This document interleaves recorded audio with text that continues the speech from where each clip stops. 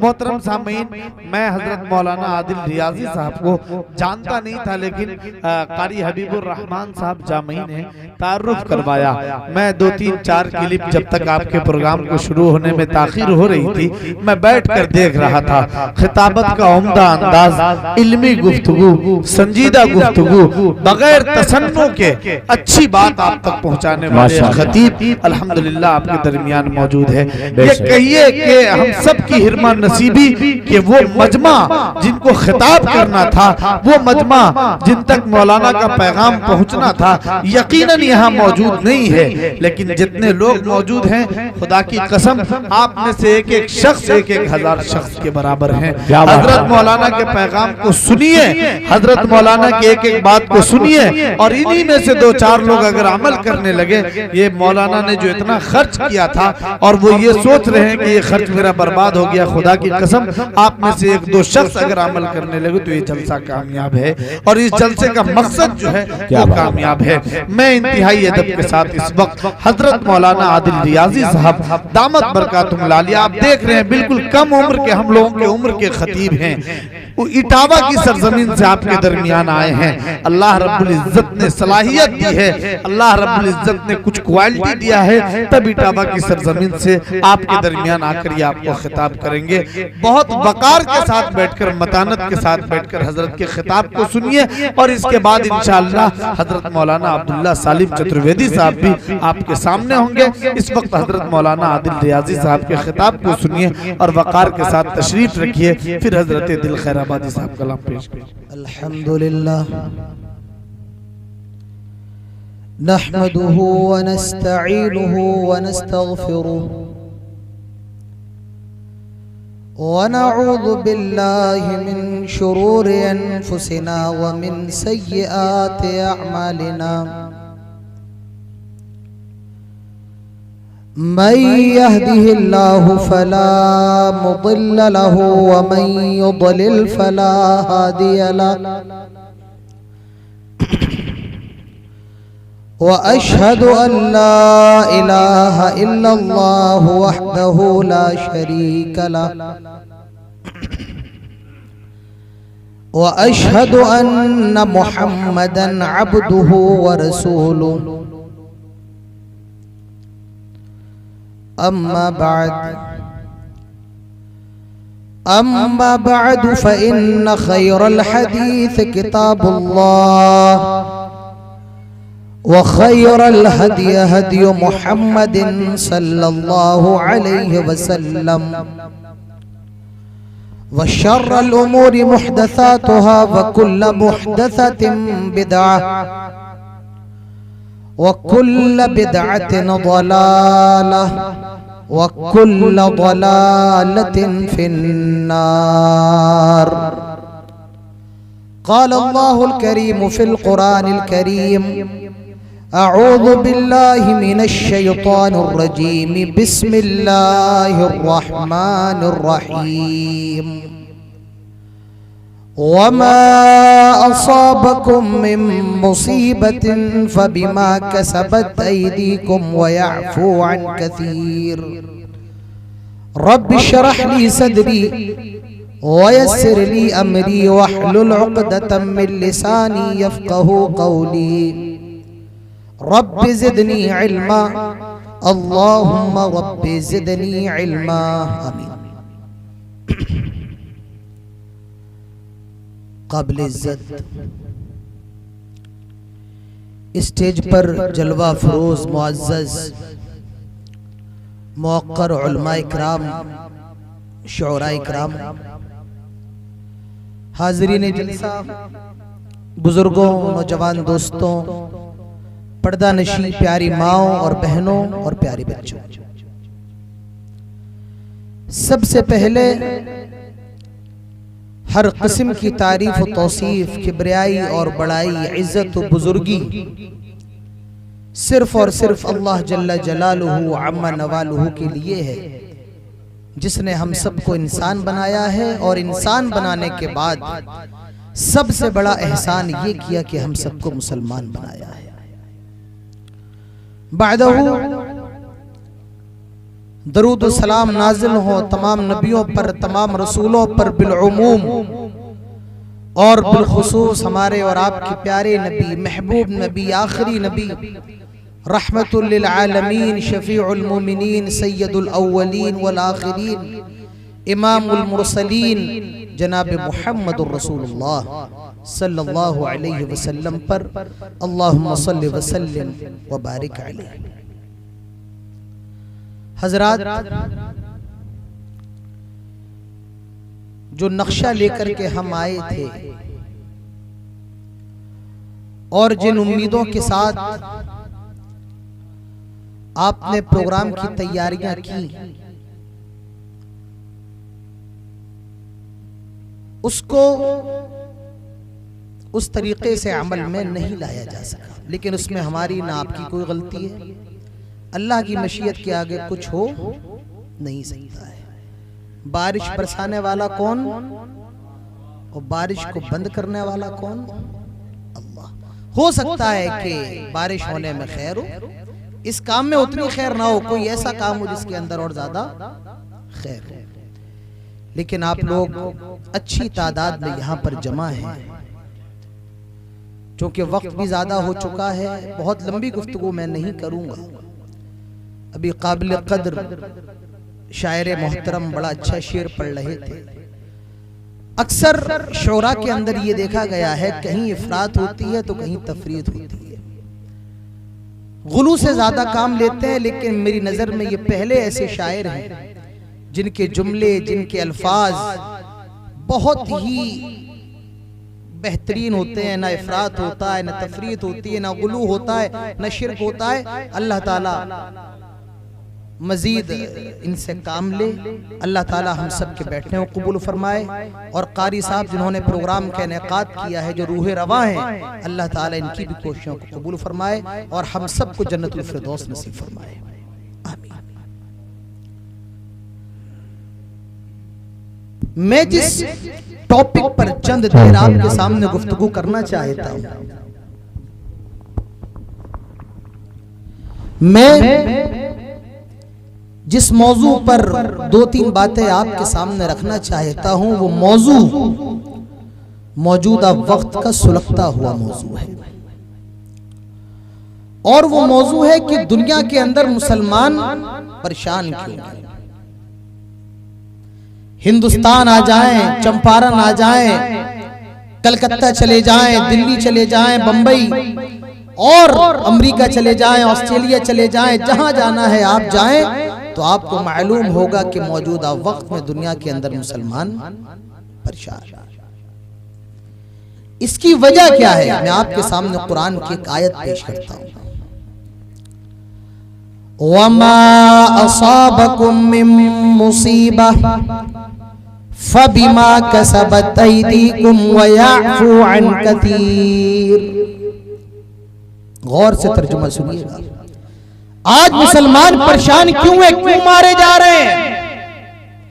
अल्लाह ताला फरमाता है, आए मुसलमानों, तुम पर जो भी मुसीबतें आती हैं, तुम पर जो भी परेशानियां आती हैं, जुल्म सितम के पहाड़ तुम पर तोड़े जाते हैं, फबिमा कसबत अयदीकुम, ये तुम्हारे हाथों की कमाई होती है, ये तुम्हारे गुनाहों का नतीजा होता है।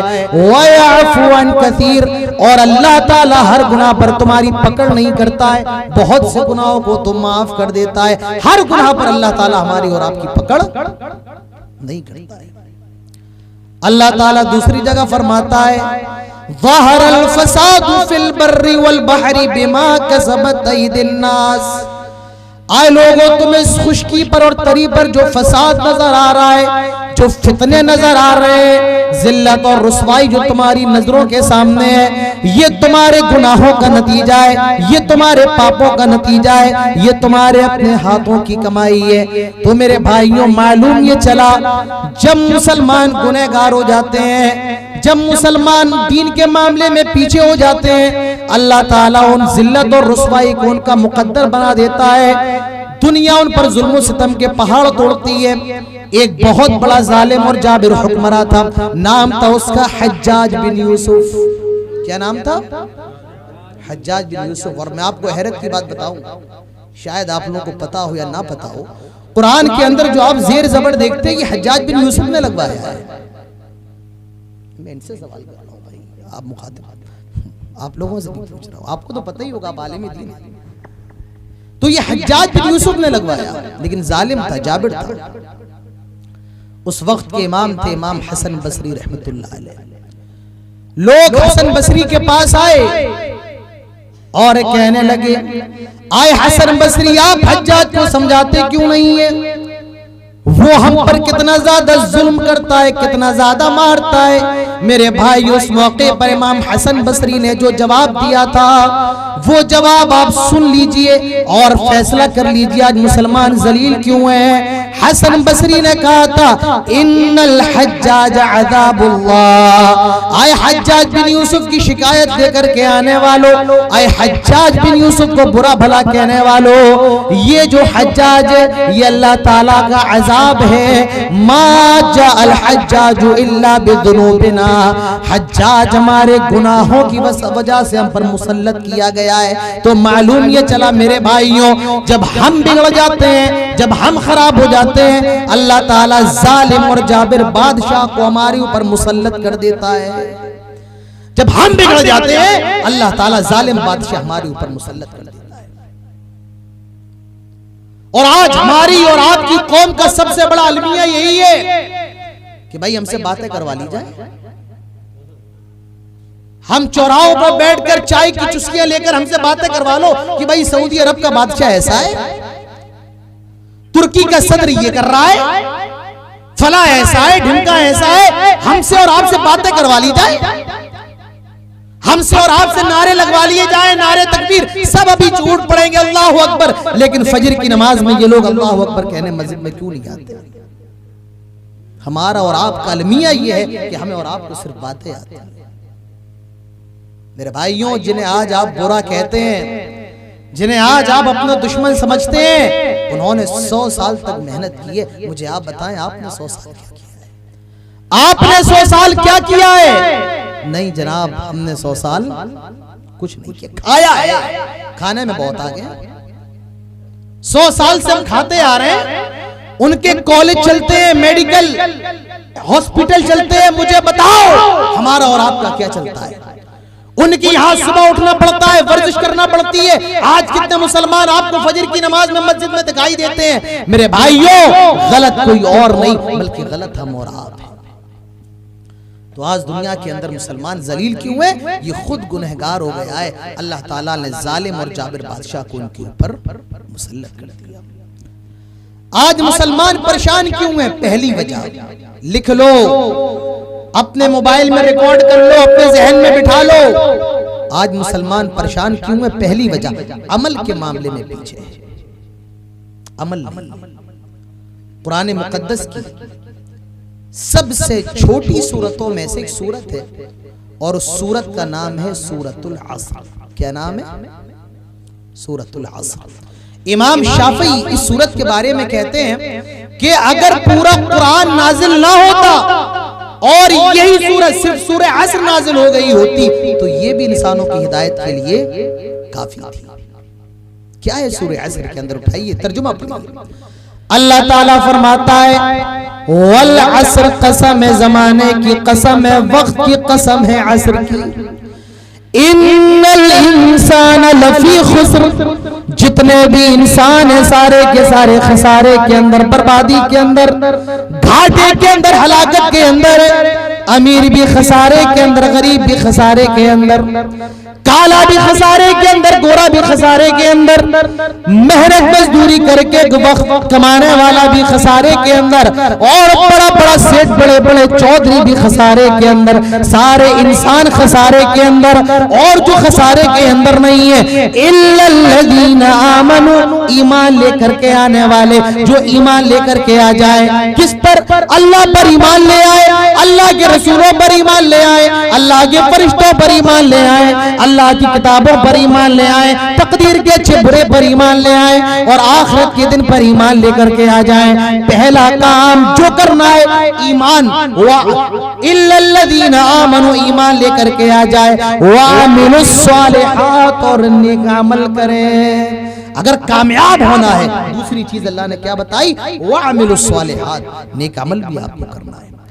अल्लाह ने सिर्फ ईमान तक महदूद नहीं रखा कि आप मुसलमान हो गए, जनाबे आला आपने कलमा पढ़ लिया आप काफी है, नहीं नहीं, आपको अमल भी करना है, आपको नमाज की पाबंदी करना है, आपको रमजान के रोजे भी रखना है, आपको सदका भी करना है, ज़कात भी देना है। अल्लाह ने अगर आपको माल से नवाजा है मेरे भाइयों, आपको हज भी करना है, वअमिलुस सालिहात, अमल करना है। ईमान लाने के बाद अमल भी जरूरी है, तभी हम और आप कामयाब हो सकते हैं। ईमान हो अमल लाओ मेरे भाइयों, हमारा मुकद्दर सिर्फ खसारा है, कामयाबी नहीं हो सकता है। तो आज मुसलमान जलील क्यों है, उसकी दूसरी पहली वजह आज अमल के मामले में पीछे है। अमल के मामले में आप लोग इतने लोग बैठे हुए हैं, मैं आपसे सवाल कर रहा हूं, अल्लाह की कसम हाथ उठा के बताओ कितने लोग ऐसे जिन्होंने इशा की नमाज पढ़ी। ये सवाल अपने दिल से पूछना। अल्लाह का फजल है, मैंने पढ़ी, आपके यहां मुसल्ला नहीं था, मस्जिद नहीं थी, लेकिन मैंने फिर भी पढ़ी। जो पढ़ने वाला होता है वो हर जगह पढ़ता है, तहज्जुद भी पढ़ते हैं, और नहीं पढ़ने वाले जुमे की भी नहीं पढ़ पाते। मेरे भाइयों, चीखने से काम नहीं चलेगा, अब चिल्लाने की जरूरत नहीं है, अब अल्लाह के सामने गिरने की जरूरत है। अमल के मामले में आगे आओ। आज हमारी मस्जिदें बड़ी आलीशान है, टाइल्स भी लगे हैं, पत्थर भी लगे हैं, पहले कुएं से पानी खींचा जाता था, अब मोटर भी लगे हैं, सब कुछ हमारी मस्जिदों में है। अगर नहीं है तो नमाजी नहीं है। मस्जिद शानदार तो बहुत है, लेकिन मस्जिद जानदार नहीं है। जब मस्जिदें कच्ची थी तो पक्के थे नमाजी, आज मस्जिदें पक्की हैं तो कच्चे हैं नमाजी। मस्जिद तो बना दी शब्बर में ईमान की हरारत वालों ने, दिल अपना पुराना पापी है, बरसों में नमाजी बन न सका। तो मेरे भाइयों, अमल के मामले में आ गया, और नमाज का मामला तो इतना सख्त है, इतना सख्त है। अल्लाह के नबी फरमाते हैं, मन तरक सलात मुतअम्मिदन फक़द कफर, जो जानबूझकर नमाज छोड़ दे वो इस्लाम से निकल जाता है। अब ये अलग बात है कि हम लोग ज्यादातर लोग नमाज नहीं पढ़ते हैं, तो इसको जो कुफ्र है ये कुफ्र अमली कहते हैं। लेकिन सऊदी के उलमा का फतवा ये है कि इस हदीस के अंदर जो कुफ्र है वो कुफ्र एतकादी है, और सऊदी के उलमा का फतवा है जो आदमी नमाजी ना हो उसको मुसलमानों के कब्रिस्तान में भी दफन ना किया जाए। अगर किसी की बीवी नमाजी नहीं है, शौहर को चाहिए तलाक दे दे, और किसी का शौहर नमाजी नहीं है तो बीवी को चाहिए उससे खुला ले ले। मेरे भाइयों, नमाज का इतना सख्त मामला है। आज हमारे बच्चे स्कूल ना जाए, हम और आप मारते हैं, पीटकर स्कूल भेजते हैं, लेकिन नमाज पढ़ने न जाएं तो कोई कहने को तैयार नहीं, जबकि वहां मारने का हुक्म है। अल्लाह के नबी फरमाते हैं, मुरु औलादकुम बिस्सलाह व हुम अबनाउ सब'i सिनीन। आए लोगों, जब तुम्हारे बच्चे 7 साल के हो जाएं उन्हें नमाज पढ़ने का हुक्म दो। कितने साल के? 60 नहीं कह रहा हूं, 60 समझ रहे हो क्या? यहां तो भाई 60 ही है, जब मुंह में दांत नहीं, पेट में हाथ नहीं, अब चलते हैं। 7 है। फरमाया जब 10 साल के हो जाए और नमाज पढ़ने ना जाए, उन्हें मार करके मस्जिद में लेकर के जाओ। मेरे भाइयों, ये तरबियत है। तो नमाज का इतना सख्त मामला है। तो अमल के मामले में आ गया। आज मुसलमान परेशान क्यों है? पहली वजह अमल के मैदान में पीछे। दूसरी वजह, कान खोल करके सुन लो, आज मुसलमान परेशान क्यों है? उसकी दूसरी वजह, आज मुसलमान दुनिया की मोहब्बत का शिकार हो गया है। दुनिया, इन्हें चुप करवाइए भाई। सुबह दुनिया, शाम दुनिया, आंखें खोल रहे हैं दुनिया, आंखें बंद हो रही हैं दुनिया, पैसा। मेरे भाइयों, ये दुनिया क्या है? वमल हयातु दुनिया इल्ला मताउल गुरूर। ये धोखा है, ये फ्रॉड है। ये दुनिया क्या है? ये फ्रॉड की जगह है। वमल हयातु दुनिया इल्ला मताउल गुरूर। और मुसलमानों, याद रखो, जब तुम्हारे अंदर दुनिया की मोहब्बत आ जाएगी, अल्लाह ताला तुमको जलील फरमाएगा। आइए, एक हदीस है, उसको पढ़ता हूं, फिर उसके बाद उसका तर्जुमा करूंगा। अल्लाह के प्यारे नबी जनाब मोहम्मद रसूलुल्लाह सल्लल्लाहु अलैहि वसल्लम ने इरशाद फरमाया, हदीस सुन लो, मजा आ जाएगा। और जब नबी की हदीस पढ़ी जाए, एक मुसलमान के कान खड़े हो जाए कि नबी की हदीस पढ़ी जाए, नबी की बात को बयान किया जा रहा है। अल्लाह के नबी फरमाते हैं, यूशिकुल उममु अन तदा अलैकुम कमा तदा लकलतु इला क़स्अतिहा फ़क़ाल क़ाइल व मिन क़िल्लतिन नहनु यौमइदिन क़ाल बल अंतुम यौमइदिन कसीर वलाकिन्नकुम गुसाउन कगुसाइस सैल वलयंज़िअ अन्नल्लाह मिन सुदूरि अदुव्विकुमुल मुहाबत मिनकुम वलयक़्ज़िफ़न्नल्लाहु फ़ी क़ुलूबिकुमुल वहन वमल वहनु या रसूलल्लाह क़ाल अल वहनु हुब्बुद दुनिया व कराहियतुल मौत रवाहु अबू दाऊद। ये हदीस की किताब अबू दाऊद के अंदर मौजूद है। अल्लाह के नबी फरमाते हैं, आए मुसलमानों, अन करीब एक ऐसा ज़माना आने वाला है, अन करीब एक ऐसा टाइम आने वाला है, सारी दुनिया की कौमें मुसलमानों पर टूट पड़ेंगी, पिल पड़ेंगी, गिर पड़ेंगी। किस तरह? कमा तदालकलतु इला क़स्अतिहा, जिस तरह भूखे लोग दस्तरखान को देख करके टूट पड़ते हैं। आज मुझे बताओ मेरे भाइयों, कौन हमारा दुश्मन नहीं है? क्या आज ईसाई आपके खून के प्यासे नहीं? क्या आज यहूदी आपके दुश्मन नहीं? कौन ऐसा है जो आपका मुखालिफ ना हो? अल्लाह के नबी फरमाते हैं, सारी दुनिया की कौमें तुम पर टूट पड़ेंगी, पिल पड़ेंगी। किस तरह? कमा तदालकलतु इला क़स्अतिहा, जिस तरह भूखे लोग दस्तरखान को देख करके टूट पड़ते हैं। फ़क़ाल क़ाइल, सहाबी सवाल करते हैं, व मिन क़िल्लतिन नहनु यौमइदिन, आए इमाम कायनात, क्या उस वक्त हमारी तादाद कम होगी? क्या हम थोड़े होंगे? अल्लाह के नबी फरमाते नहीं, बल अंतुम कसीर, तुम्हारी तादाद बहुत ज्यादा होगी, तुम बहुत ज्यादा होगे, तुम्हारी संख्या बहुत ज्यादा होगी, तुम्हारी तादाद बहुत ज्यादा होगी। मेरे भाई, आज दुनिया के अंदर सबसे ज्यादा तादाद ईसाइयों की है और ईसाइयों के बाद सबसे ज्यादा तादाद मुसलमानों की है। दुनिया के अंदर हर तीसरा आदमी मुसलमान है।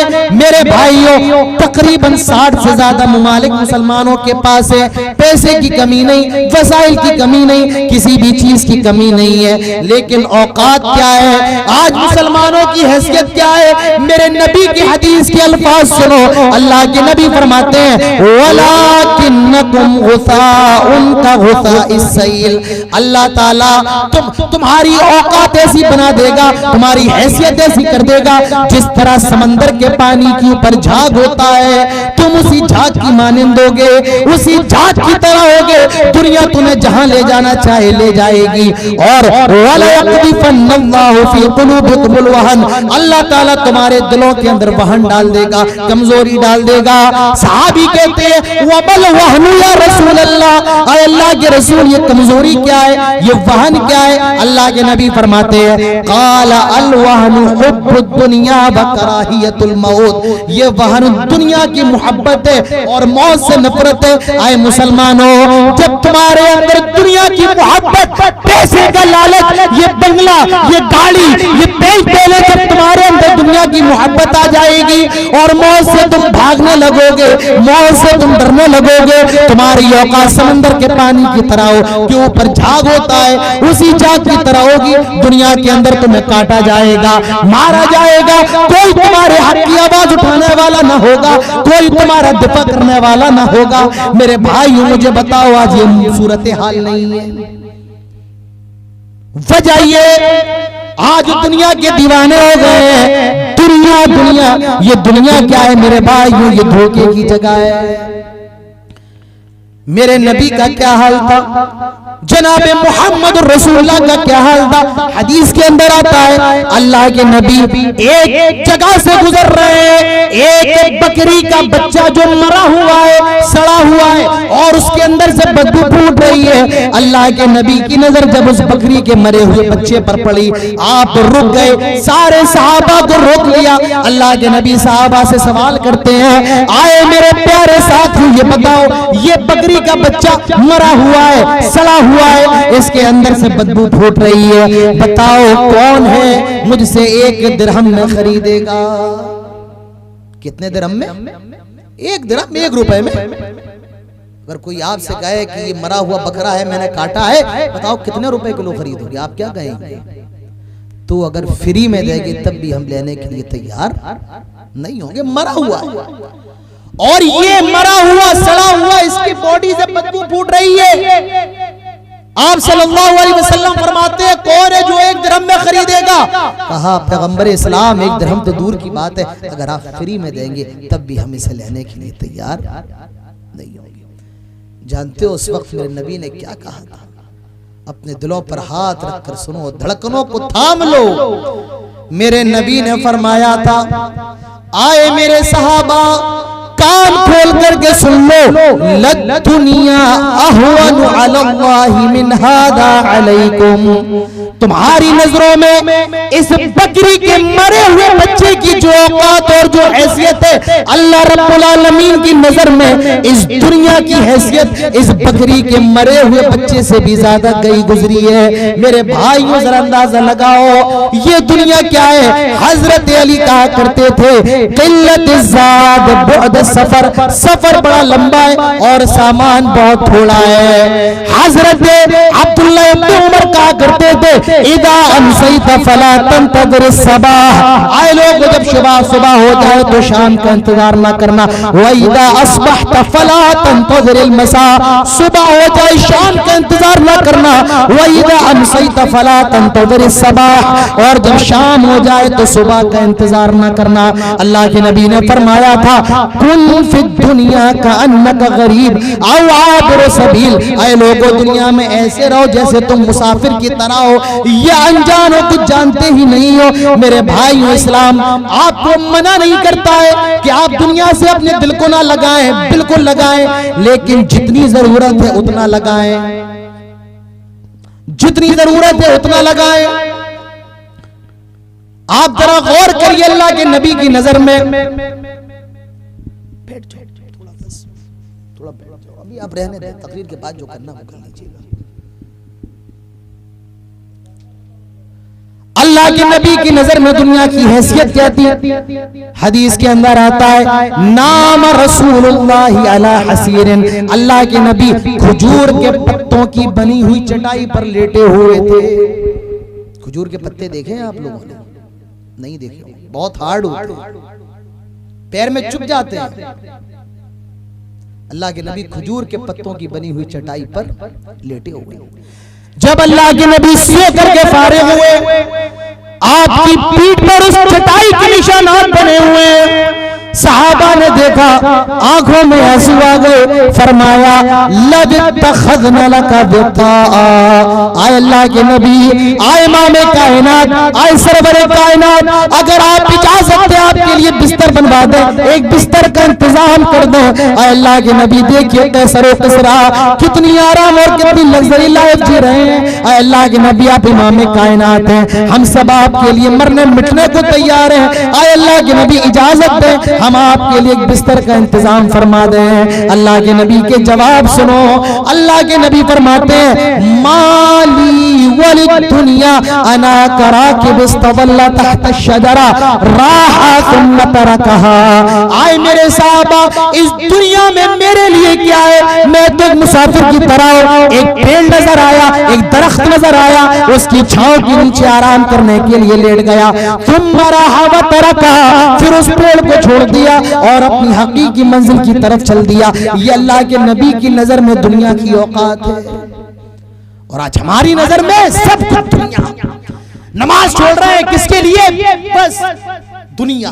दुकान चल रही है, कस्टमर आ गया है, हाँ अब अजान हो गया, थोड़ा अभी जमात में टाइम।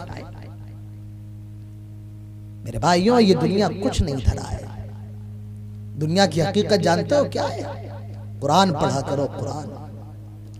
अल्लाह ताला फरमाता है कुल्लु नफ्सिन दाइक़तुल मौत, ये हकीकत है दुनिया की। क्या है? हर नफ्स को मौत का जायका चखना है। और एक नुक्ता मैं आपको बताऊं,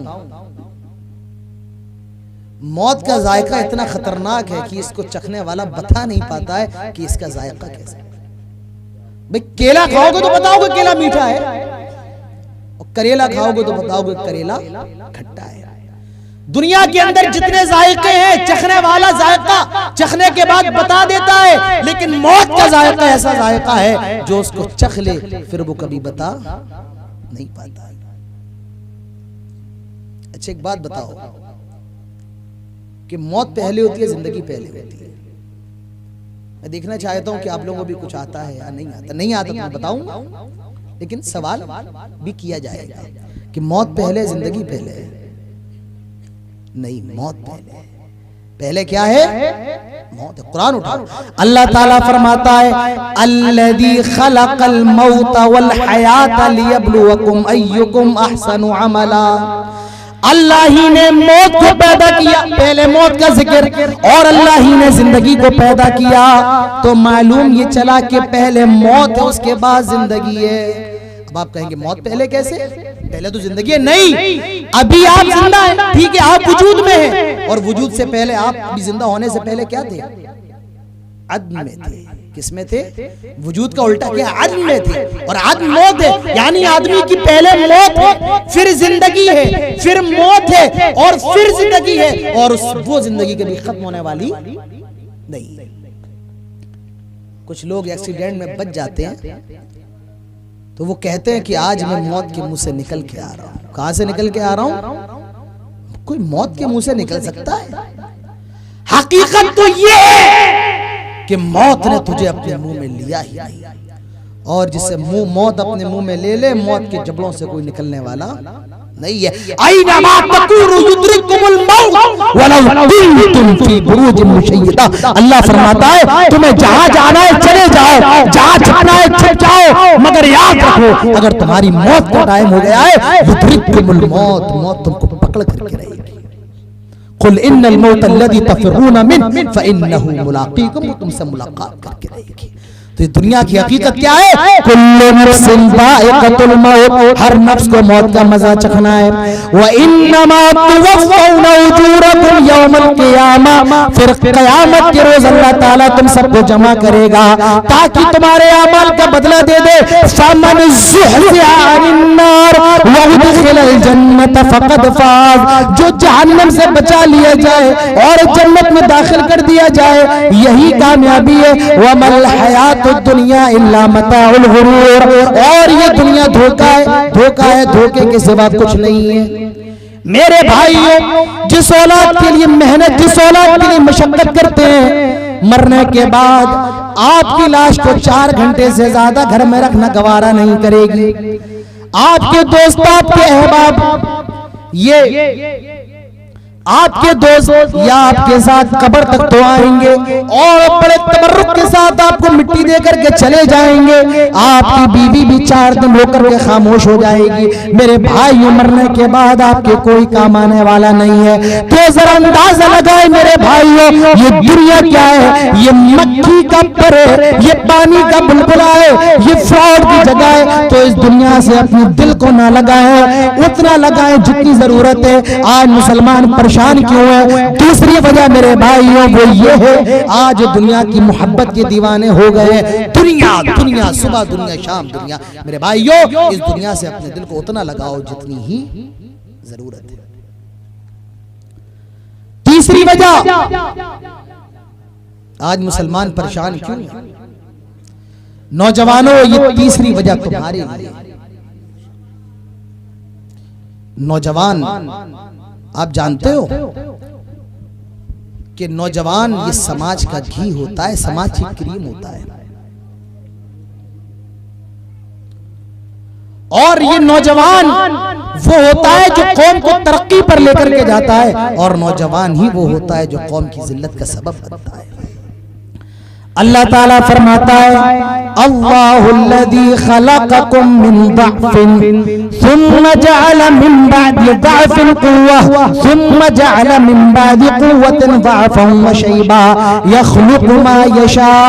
अल्लाह ताला वो जिसने तुम्हें कमजोर पैदा किया, और कमजोर पैदा करने के बाद तुम्हें ताकत दे दी, और फिर उसने तुमको कमजोर कर दिया। अल्लाह ने जवानी की उम्र को ताकत की उम्र कहा है। मेरे नौजवानों, मैं आपसे कहना चाहता हूँ, ये जवानी की उम्र इतनी अहम उम्र है। नौजवान चाहे तो उस उम्र के अंदर क्या नहीं कर सकता है। इसीलिए अल्लाह के नबी फरमाते हैं इग़्तनिम खम्सन क़ब्ल खम्सिन, आए लोगों 5 चीजों के आने से पहले 5 चीजों को गनीमत जानो, और उसमें एक चीज शबाबतक क़ब्ल हरमिक, अपना बुढ़ापा आने से पहले जवानी को गनीमत जानो। अल्लाह के नबी फरमाते हैं ला तज़ूलु क़दम अब्दिल यौमल क़ियामा हत्ता युसअल अन अर्बा, कल क़यामत के दिन जब तक 4 चीजों का जवाब ना दे दिया जाए, कोई आदम का बेटा क़यामत के मैदान में अपने पैरों को नहीं हिला सकता है। पहला सवाल अन उम्री फीमा अफना, उम्र के बारे में सवाल होगा। बता, अल्लाह ने तुझे 60 साल 70 साल की उम्र दी थी, तूने अपनी उम्र के अंदर क्या किया? वान शबाबी फीमा बला, और दूसरा सवाल जवानी के बारे में होगा। ये बता तूने अपनी जवानी में क्या किया? मेरे नौजवानों, ये जो जवानी अल्लाह ने आपको दी है, इस जवानी की हिफाजत करो, इस जवानी की हिफाजत करो मेरे नौजवानों। आज जरूरत है हमारे नौजवान अपनी इस्लाह कर ले। रब काबा की कसम खा करके कहता हूँ, हमारे गांव में, हमारे समाज में, हमारी सोसाइटी में एक इनकलाब बर्पा हो जाएगा, एक अच्छा और इस्लामी समाज बन जाएगा अगर हमारे नौजवान सुधर जाएं। लेकिन नौजवानों का क्या हाल है? रात में व्हाट्सएप पे लगे हुए, यूट्यूब पे लगे हुए, सुबह के 4-4 बजे फेसबुक चला रहे हैं, इंस्टाग्राम चला रहे हैं। ये हमारे नौजवानों का हाल है। मस्जिदों में ये नजर नहीं आते, लड़ाई की बात हुई आगे आ जाते हैं, चीखने चिल्लाने की बात हुई आगे नजर आते हैं, लेकिन मस्जिद में नजर नहीं आते हैं। मेरे नौजवानों, आज जो मुसलमान परेशान है उसकी तीसरी वजह आज उम्मत मुस्लिमा के नौजवान खराब हो गए हैं। हमारे नौजवानों का हाल है, इनके मुंह पर या तो खाने की बात या पीने की बात या बेहुदा बात। इनसे खाने की बात करवा लो, टहलने घूमने की बात करवा लो, तो नौजवानों की इस्लाह करो। तीसरी चीज नौजवानों की इस्लाह। चौथी चीज, हमारी माए बहनें बैठी हैं, लेकिन इस चौथी चीज को मुझे तीसरा बनाना चाहिए था। औरत की इस्लाह, लड़की की इस्लाह, खातून की इस्लाह। आज मुसलमान जो परेशान है उसकी वजह यह है आज हमारी खवातीन बिगड़ गई है। अरबी के अंदर कहा जाता है अल मरअतु निस्फुल उम्मा, औरत समाज का आधा हिस्सा होती है, और जो बचा हुआ आधा समाज है उसको भी जन्म देने वाली यही औरत होती है। अगर एक मर्द बिगड़ता है तो सिर्फ एक मर्द बिगड़ता है, लेकिन एक औरत बिगड़ती है तो पूरा समाज बिगड़ता है, पूरा मुआशरा, पूरी बरादरी बिगड़ती है। तो औरत का बिगाड़ ये बहुत बड़ा बिगाड़ है। औरत क्या चीज है? अगर ये बीवी बन जाए तो इस्लाम क्या कहता है? इस्लाम कहता है अद्दुनिया कुल्लुहा मता व खैरु मताइ दुनिया अल मरअतु सालिहा। सारी दुनिया फायदा उठाने के लिए है, और दुनिया की सबसे बेहतरीन चीज नेक औरत है, नेक बीवी है। मेरे भाइयों, अगर ये औरत लड़की बन जाए तो इस्लाम कहता है, अल्लाह के नबी फरमाते हैं, जिसके पास 2 बेटियां हो वो अपनी बेटियों की अच्छी परवरिश कर ले, उनकी अच्छी जगह शादी कर दे। ऐसा बाप और अल्लाह के नबी कयामत के दिन इतने करीब होंगे। आपने अपनी दोनों उंगलियों को मिला करके फरमाया, जितनी करीब मेरी दोनों उंगलियां हैं, कल जन्नत के अंदर ऐसा बाप और अल्लाह के नबी होंगे। और यही लड़की अगर बहन बन जाए तो इस्लाम कहता है, जिसकी 3 बहनें वो अपनी बहनों की परवरिश कर ले, उनकी तरबियत करे और उनके हक की अदायगी करे। ऐसा भाई कल कयामत के दिन जन्नत के अंदर होगा। और अगर यही माँ औरत बन जाए, यही अगर औरत माँ बन जाए तो इस औरत का क्या कहना? अल्लाह के नबी फरमाते हैं, अगर ये माँ बन जाए तो इसके कदमों तले जन्नत है। एक साहबी अल्लाह के नबी के पास आए, अर्ज कर आए, अल्लाह के नबी ये बताएं, मैं जिहाद पर जाना चाहता हूं, मुझे जिहाद पर जाने की इजाजत दे दे। अल्लाह के नबी फरमाते हैं, क्या तेरी माँ जिंदा है? वो कहता है हाँ। अल्लाह के नबी फरमाते हैं, फलज़महा फ़इन्नल जन्नत इंद रिजलैहा। आए सहाबी, ऐसा कर अपनी माँ के पास चला जा, अपनी माँ को चिमट जा, अपनी माँ से चिमट जा, अपनी माँ को पकड़ ले। फ़इन्नल जन्नत इंद रिजलैहा, क्योंकि जन्नत जो है ये माँ के कदमों के पास है। अगर ये औरत बीवी बन जाए तो सबसे बेहतरीन चीज, बेटी बन जाए तो जन्नत की दलील, और बहन बन जाए जन्नत में जाने की जमानत, और अगर माँ बन जाए अल्लाह ताला कदमों के करीब जन्नत को ला दे। एक सहाबी अल्लाह के नबी के पास आए सल्लल्लाहु अलैहि वसल्लम और कहते हैं मन अहक्कुन नासी बिहुस्न सहाबती, आए अल्लाह के नबी ये बताएं कि मेरे हुस्न सलूक का सबसे ज्यादा मुस्तहिक कौन है? अल्लाह के नबी फरमाते हैं उम्मुका, तेरी माँ। वो सहाबी दूसरी मर्तबा सवाल करते हैं मन, फिर कौन? अल्लाह के नबी फरमाते हैं उम्मुका, तेरी माँ। वो सहाबी तीसरी मर्तबा सवाल करते हैं सुम्मा मन, फिर कौन? अल्लाह के नबी तीसरी मर्तबा भी फरमाते हैं उम्मुका। वो चौथी मर्तबा कहते हैं सुम्मा मन, फिर अल्लाह के नबी फरमाते हैं अबू का। अल्लाह के नबी ने 3 मर्तबा माँ का नाम लिया, तेरी माँ, तेरी माँ, तेरी माँ। मेरे भाइयों, पता ये चला कि इज्जत और एहतराम में माँ बाप दोनों बराबर हैं, लेकिन माँ का जो मकाम है, माँ का जो मर्तबा है, वो बाप से 3 गुना ज्यादा बड़ा है। क्यों? क्योंकि 3 ऐसी तकलीफें हैं जो सिर्फ माँ बर्दाश्त करती है, बाप बर्दाश्त नहीं करता है। ये सिर्फ माँ बर्दाश्त करती है। पहली तकलीफ, आइए कुरान पढ़ते हैं। मेरे भाइयों, कुरान एक ऐसी किताब है, आदमी पढ़ ले रूह मुअत्तर हो जाए, रूह मुअत्तर हो जाए।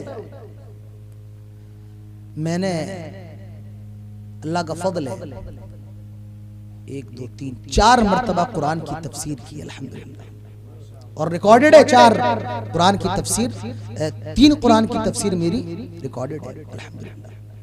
कुरान देखिए माँ होती क्या है। ववस्सैनल इंसाना बिवालिदैहि इहसाना, अल्लाह ताला वसीयत कर रहा है इंसानों अपने माँ बाप के साथ उसने सलूक करना।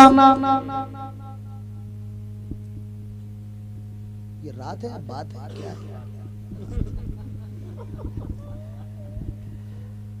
अल्लाह ताला वसीयत कर रहा है अपने माँ बाप के साथ उसने सलूक करना, खैरखाई करना। मेरे भाइयों, पहली तकलीफ जो माँ बर्दाश्त करती है, हमलतहु उम्मुहु कुरहा, 9 महीने माँ अपने पेट के अंदर रखती है, 9 महीने, और उसी पेट के अंदर हमल ठहरा हुआ है, बच्चा मौजूद है, वो खाना भी बना रही है, वो कपड़े भी धो रही है, वो घर की साफ सफाई भी कर रही है, और वो बच्चा माँ के पेट के अंदर पल रहा है, उसकी हड्डियां भी बन रही हैं, गोश्त भी बन रहा है, आंखें भी बन रही हैं, कान भी बन रहा है, नाक भी बन रहा है, और माँ उस वजन को 9 महीने बर्दाश्त करती है।